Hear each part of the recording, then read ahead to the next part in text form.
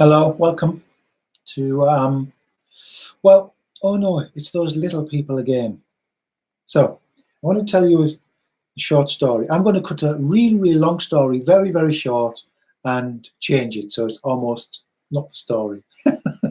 It's Gulliver's Travels. Gulliver was an Englishman. The book was written by Jonathan Swift, I think a couple of hundred years ago. Gulliver, he gets restless, wants to travel the world, so he boards a ship and they're having a good time. But they enter a storm. They end up getting shipwrecked and he gets washed ashore a little island called Lilliput. Now, Lilliput is a strange little island because it's full of little people this size. 6 inches tall.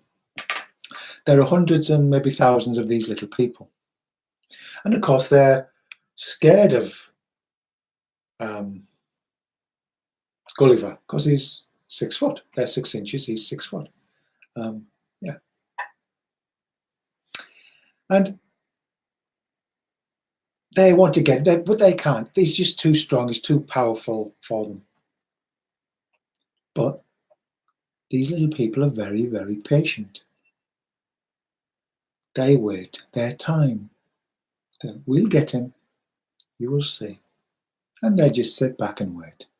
And they get him, they conk him when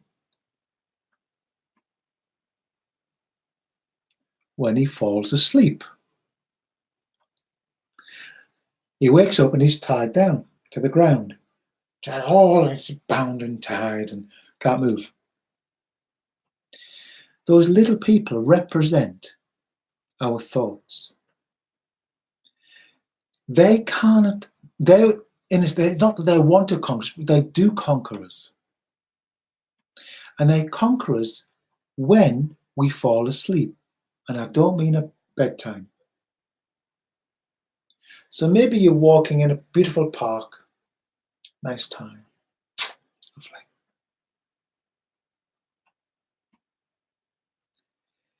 And you're actually not there.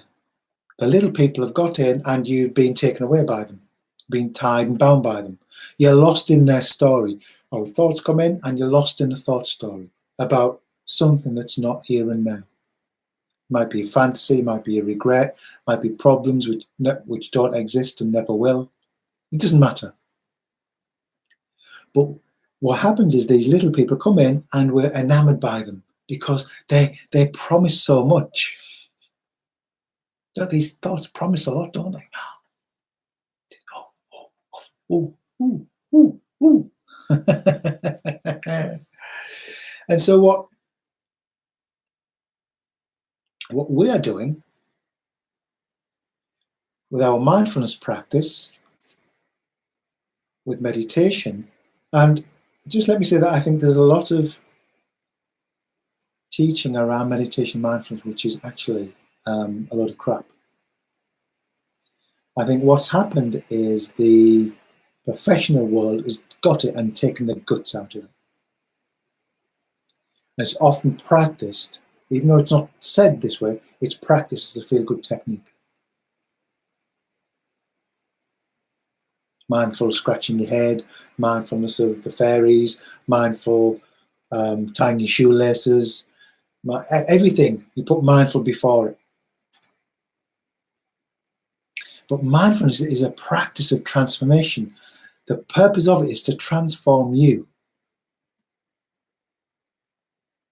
Not to just make you feel good for a little while. Anyway, rant over. No, but hang on, not rant. No, I'm going to continue with the rant a bit.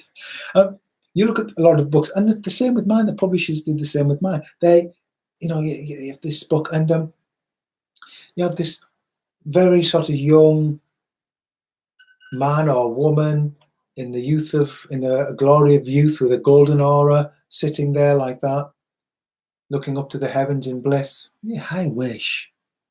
It's not like that. Mindfulness is a real practice for real people living real lives. It's for you to help with the relationships with your wife or husband, your children, your work colleagues, your friends, when you're ill, when you lose your job, when you get a new job, when you go for the interview. It's the container for your life. Okay? That's what it is.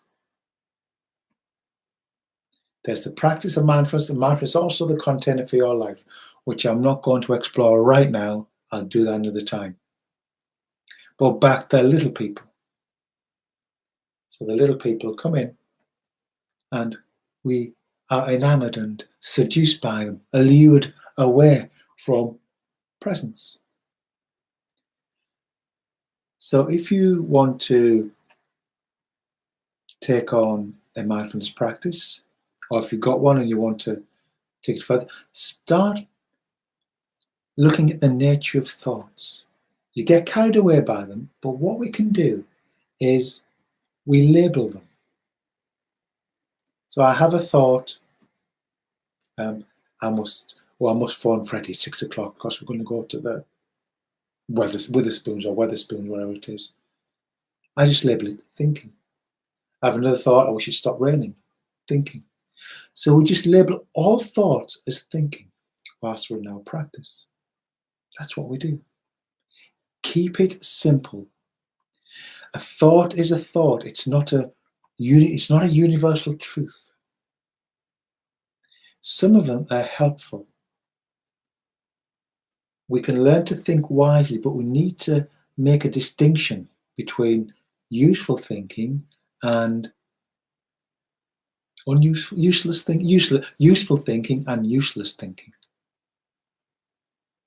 But we can't do that whilst we're asleep. We need to wake up to what's happening. Okay. I see.